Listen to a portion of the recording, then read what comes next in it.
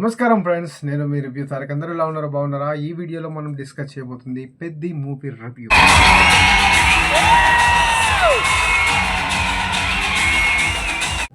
So first of all ఈ సినిమాలోని plus points మనం మాట్లాడుకుందాం. ప్లస్ పాయింట్స్ మాట్లాడుకున్న తర్వాత ఖచ్చితంగా మైనస్ పాయింట్స్ మాట్లాడుతాం.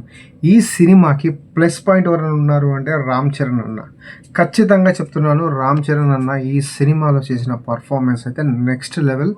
ఒక డైరెక్టర్ని ఖచ్చితంగా 100% నమ్మితే దాంట్లో స్టోరీలో ఎటువంటి డిస్కషన్ లేకుండా డైరెక్టర్ ఏదైతే చెప్తే అది 100% చేసిందంటే రామ్ చరణ్ అన్న. దాంతోపాటు రామ్ చరణ్ అన్న బాడీ ట్రాన్స్ఫర్మేషన్ ఉంటుంది, ఒక్కొక్క దగ్గర ఒక్కొక్క ఎక్స్ట్రాడినరీ పర్ఫార్మెన్స్ చూపించిండు అన్నది. ఇక ఈ సినిమాకి నెక్స్ట్ ప్లస్ పాయింట్ ఏమన్నా ఉంది అంటే ఏఆర్ రెహమాన్ గారి బ్యాక్గ్రౌండ్ మ్యూజిక్. ఓన్లీ నేను బ్యాక్గ్రౌండ్ మ్యూజిక్ కోసమే మాట్లాడుతున్నాను. సో అక్కడ మనకి బ్యాక్గ్రౌండ్ మ్యూజిక్ కనిపిస్తుంది, సోగా కనిపిస్తుంది. ఇక నెక్స్ట్ వచ్చేసి కెమెరామ్యాన్ రత్నవేలు గారు తీసిన షార్ట్స్ ఏవైతే ఉంటాయో సూపర్గా ఉంటాయి, ఎక్సలెంట్. ఒక్కొక్క సీన్ ఒక్కొక్క డైమండ్ లాగా కనిపిస్తుంది. ఇదనమాట ప్లస్ పాయింట్ ఈ సినిమాకి. దాని తర్వాత మెయిన్ మైనస్ పాయింట్స్ ఏమన్నా ఉన్నాయి అంటే ఈ సినిమాలో ప్రొడక్షన్ వాల్యూ. నిజంగా మైత్రి మూవీస్ వాళ్ళు ఎలాంటి ప్రొడక్షన్ చేస్తారంటే పెద్ద పెద్ద సినిమాలు ఇప్పుడు రాబోతున్న డ్రాగన్ కానీ ఇవన్నీ కానీ. సో ప్రొడక్షన్ వాల్యూ అయితే వాళ్ళు ఎంత ఇచ్చిరో సినిమాకి తెలియదు, కానీ మనకైతే సినిమా మట్టుకు 90% మొత్తం సెట్స్ మీదనే సినిమా తీశారు. మొత్తం సెట్స్ మనకి బ్యాక్గ్రౌండ్లో గ్రీన్ స్క్రీన్ ఈజీగా కనబడిపోతుంది. ఇది మొత్తం సెట్లోనే తీశారు. సెట్ వేసి తీసిన సినిమా అంతకు మించింది. రియల్ లైవ్ లొకేషన్స్ చాలా తక్కువ కనిపిస్తాయి. అక్కడక్కడ ప్రాపర్ లైటింగ్ కూడా క్లియర్గా అబ్జర్వేషన్ అయిపోతుంది అనమాట సినిమాలో. Very poor VFX. నాకైతే అట్లా అనిపించింది. ఇంత చీప్ విఎఫ్ఎక్స్ కనపడదు. It's very clear. ఇక దాంతోపాటు ఇంకొక మైనస్ పాయింట్ ఎవరన్నా ఉన్నారు అంటే ఈ సినిమాకి హీరోయిన్ అనమాట. ఇక హీరోయిన్ అసలు ఎందుకు పెట్టిరు అనేది కూడా అర్థమైపోతుంది ఈజీగా. ఎందుకంటే ఈ సినిమాలో ఆ హీరోయిన్ లేకున్నా ఈ సినిమా ఖచ్చితంగా నడుస్తుంది. ఎందుకంటే ఈ సినిమా మొత్తం స్పోర్ట్స్ బ్యాక్డ్రాప్తో నడిచే సినిమా కాబట్టి. సో హీరోయిన్ అయితే నాకైతే మైనస్ అనిపించింది. తనకు ఇచ్చిన స్కోప్ కూడా అంతగా లేదు. ఇదనమాట మైనస్ పాయింట్స్. స్టోరీ లైన్ చెప్పేస్తా క్లియర్గా. చాలా కోర్ పాయింట్ అనమాట. బుచ్చి కటింగ్ యూనివర్స్ అని మనం పెట్టేసుకోవాలి. ఎందుకంటే తను తీసిన ఉప్పెన ఏదైతే సినిమా తీసాడో దాంట్లో ఒక కటింగ్ పార్ట్ ఉంటుంది. సో దీంట్లో కూడా రామ్ చరణ్ అన్నది కటింగ్ పార్ట్ అయితే ఉంటుంది. సో ఈ కటింగ్ అయితే ఖచ్చితంగా ఉంటుంది. సో మరి స్టోరీ లైన్ కోర్ పాయింట్ ఏంటంటే ఒక ఆటగాడు గుర్తింపు కోసం, తన ఊరి పేరు కోసం, తన ఊరికి ఒక రైల్వే స్టేషన్ ఉండాలనే ఒక కసితోటి. స్టోరీ లైన్ ఏంటంటే సింపుల్గా ఒక కొండ కింద ఉండే ఈ ప్రజలని సింపుల్గా ఏమంటారంటే కొండ నా కొడక అంటారు. కూలినా కొడక పుష్పలు ఎట్లయితారో కొండ నా కొడక అంటారు. బెల్లం తయారు చేయడం, చెరుకు నుంచి బెల్లం తయారు చేయడం వీళ్ళ జీవన విధానం. సో ఈ ఊరికి ఏంటంటే ఒక ఊరి కింద ఉండాల్సిన వీళ్ళు.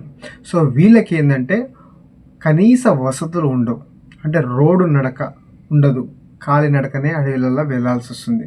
కనీసం ఆ ఊర్లో ఒక స్కూలు ఉండదు.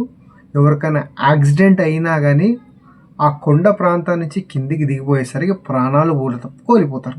సో అలా కాకూడదని ఈ ఊరు గవర్నమెంట్ దాకా వెళ్ళాలి అని ఇక్కడ ఒక రైల్వే స్టేషన్ పడాలి అనేది ఈ సినిమాకు ఒక కోర్ పాయింట్ అనమాట. ఇది మెయిన్ ప్లాట్.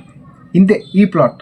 సో ఇది మినహాయిస్తే పెద్ది దగ్గర నుంచి ఇంకోటి రామ్ చరణ్ అన్న చేసిన పాత్రల్లో ఫస్ట్ ఆఫ్ ఏదైతే ఉంటుందో హీరోయిన్ని చూపించే విధానం అయితే చాలా దరిద్రంగా ఉంది. హీరోయిన్ని ప్రేమించడానికి పెద్ది ఉండడు. హీరోయిన్ని చూస్తే హీరోయిన్ని అనుభవించాలనే ఒక కోరికతోటే ఉంటాడు హీరో అనమాట. సో తన్ని చూస్తే అనుభవించాలనే ఉంటుంది. సో అలాంటి రసికతో ఉంటాడు అనమాట. సో దానికి తోడు హీరో ఏదైతే ఉమెన్ని ఆబ్జిఫై చేసి మాట్లాడుతున్నట్టు ఉంటుంది. తను చూసే విధానం కానీ, హీరోయిన్ని మనం చూపించే విధానం కానీ చాలా డిఫరెంట్గా మాట్లాడతాడు.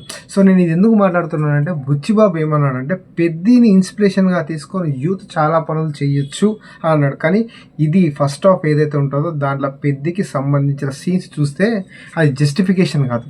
దానికి తోడు ఈ సినిమాలో సాంగ్స్ ఏవైతే ఉన్నాయో, ఫస్ట్ సాంగ్ రై రై రారా సాంగ్ తప్ప అది ఒక్కటి మట్టుకు సిచ్యువేషన్కి డిమాండ్ చేసిన సాంగ్ అలా అనిపిస్తుంది. నెక్స్ట్ ఏదైతే పాపులారిటీ పొందిన సాంగ్ ఏదైతే ఉందో చికిరి చికిరి అనే సాంగ్, ఆ సాంగ్ రావడానికి ముందు ప్లే అవుతున్న సీన్కి సంబంధమే ఉండదు. ఏదో ఎక్కడో ఇరికిచ్చినట్టు ఉంటుంది సాంగ్ అనమాట. ఇక దాని తర్వాత ఫస్ట్ హాఫ్ ఎలా ఉంది ఈ సినిమా అంటే, ఫస్ట్ హాఫ్లో మీరు ఖచ్చితంగా 40 మినిట్స్ దాకా బోరింగ్గా ఫీల్ అవుతారు ఈ సినిమా చూసి ఖచ్చితంగా. ఎందుకంటే వావ్ మూమెంట్లు అనేది ఉండదు. ఇంటర్వెల్కి 20 మినిట్స్ ఉంటుంది. సినిమా అయితే నెక్స్ట్ లెవెల్ ఇట్లా ఎక్కడైతే డ్రాప్ అవుతుందో అక్కడి నుంచి నెక్స్ట్ లెవెల్కి తీసుకెళ్తాడు రామ్ చరణ్ అన్న. పర్ఫార్మెన్స్ అయితే అక్కడ ఎవ్వడు ఊహించని విధంగా ఉంటుంది అనమాట. నెక్స్ట్ ఇంటర్వెల్ తర్వాత సినిమా ప్లాట్ మొత్తం చేంజ్ అయిపోతుంది, ఒక రేంజ్లో వెళ్ళిపోతుంది. మళ్ళీ దాని తర్వాత సినిమా మళ్ళీ లాస్ట్ 20 మినిట్స్ బాగుంది. అంటే సినిమాని నడపడానికి ఇది 3 గంటల సినిమాలా గుంజేసిండు అనిపించింది. మెయిన్ ప్లాట్ ఏంటంటే ఇంత పెద్దగా సాగదీయడం లేదు. ఇక నాకు తెలిసి అయితే ఈ సినిమాలో జాహ్నవి కపూర్ ఉన్నా ఒకటే లేకున్నా ఒకటే. దీంట్లో ఆ జాహ్నవి కపూర్ సీన్స్ ఏవైతే ఉన్నాయో అవన్నీ ట్రిమ్ చేస్తే సినిమా అయితే అందరికీ ఎక్కుతుంది, ప్రతి ఒక్కరు హ్యాపీగా చూడొచ్చు. ఎందుకంటే పెద్ద క్యారెక్టర్ ఏదైతే ఉందో రెగ్యులర్గా కుస్తీ పోటీల దగ్గర పోయేటప్పుడు ఒక విధంగా బాడీ ట్రాన్స్ఫర్మేషన్ కానీ అతను మాట శైలి కానీ అన్ని తేడా వస్తాయి. దాంతోపాటు నెక్స్ట్ మళ్ళీ క్లైమాక్స్లో అతను ఏదైతే కాలిపోతుందో, కాలిపోయిన తర్వాత ఒక రెగ్యులర్ ఒక రన్నింగ్ పోటీ చేసే టైంలో అతను ఒక భాష కానీ మాట కానీ అతను చేంజ్ అవుతుంది అనమాట. సో ఏదైతే మనం ఫస్ట్ హాఫ్లో చూపించిన 20 to 30 మినిట్స్ పెద్దది అది ట్రిమ్ చేస్తే సినిమా హ్యాపీగా అందరు హ్యాపీగా చూడవచ్చు. సో ఇది గాయస్ ఈ సినిమా ఒక ప్యూర్ డీటెయిల్ అనమాట. ఒక మొరటోడు ఆట ఆడితే ఎలా ఉంటుందో అది దేశానికి, రాష్ట్రం నుంచి దేశం దాకా వెళ్ళి తన సొంత ఊరికి రైల్వే స్టేషన్ తీసుకురావడమే పెద్ద ఒక లక్ష్యంగా మారుతుంది. లాస్ట్ ఒక డైలాగ్ అయితే ఉంటుంది, మళ్ళీ పుడతామా ఏంటి, సూపర్ అనమాట. అదైతే చాలా హ్యాపీగా అనిపించింది. ఇక నెక్స్ట్ వచ్చేసి ఇంకోటి ఏంటంటే జగపతి బాబు గారి ట్రాన్స్ఫర్మేషన్. నిజంగా చెప్తున్నా, జగపతి బాబు గారిని ఎన్నో సినిమాలు చూసాం కానీ ఈ సినిమాలో ఫ్రేమింగ్లో మరి అది మేకపా లేకపోతే విఎఫ్ఎక్స్తో తలా చేసేది అది తెలియదు, కానీ జగపతి బాబు గారిని అయితే మీరు గుర్తు కూడా పట్టలేరు. జగపతి బాబు గారు ఇలా ఉన్నారేంటి అని అనిపిస్తుంది. సో జగపతి బాబు గారి పాత్ర కూడా చాలా బాగుంటుంది. ఆయన వల్లనే ఈ స్టోరీ ప్లాట్ మొత్తం చేంజ్ అవుతుంది. ఇక దీంట్లో వావ్ మూమెంట్స్ ఏమన్నా ఉన్నాయంటే, జగపతి బాబు గారు చచ్చిపోయిన తర్వాత రైల్వే ట్రాక్స్ ఏవైతే ఉంటో ఆ రైల్వే ట్రాక్స్ని మొత్తం ఊరు మొత్తం కలిపి ఆ రైల్వే ట్రాక్స్ని డిమాలిష్ చేసే సీన్ ఉంటుంది చూడు భయ్యా. సీట్లల్లో ఎవ్వడు కూర్చోడు, అంత నెక్స్ట్ లెవెల్ అనిపిస్తుంది. అక్కడ బీజిఎం పడుతుంది, ఆ బీజిఎంకి రామ్ చరణ్ అన్న పర్ఫార్మెన్స్ మా పీక్స్ అనిపిస్తుంది అట.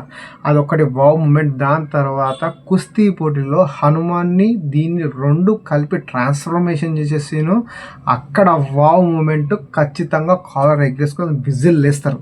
ఇది అనమాట వావ్ మూమెంట్స్. ఇంకా లాస్ట్లో వచ్చే క్లైమాక్స్ వావ్ మూమెంట్లు కూడా చాలా బాగుంటుంది. ఇక టోటల్ ఏంటంటే ఈ సినిమా ఖచ్చితంగా ప్రేక్షకులకు నచ్చుతుందా నచ్చట్లేదంటే మిక్స్డ్ టాక్ అయితే ఖచ్చితంగా ఈ సినిమాకి అయితే వచ్చింది. దాంతోపాటు ఈ cinema just one man show. Ram Charan అన్న షోల్డర్ మీద మోసుకొని వెళ్ళినట్టే ఉంటుంది సినిమా అంతా. ఫ్రేమ్ టు ఫ్రేమ్ కనిపిస్తూనే ఉంటారు. సో రామ్ చరణ్ అన్న పర్ఫార్మెన్స్ ఎలా చేసిండు, అతని కాలు ఎలా పోయింది, రెజ్లింగ్లో ఎలా ఫైట్ చేశాడు, ఇవన్నీ మీరు ఖచ్చితంగా థియేటర్లో వెళ్ళి హ్యాపీగా ఎంజాయ్ చేయండి. మీకు ఖచ్చితంగా 50% అన్న సినిమా నచ్చుతుంది. ఇది ఒకవేళ మీకు నా ఎక్స్ప్లెనేషన్ కనుక నచ్చినట్టయితే please to subscribe my channel. నేను మీరు జై హింద్.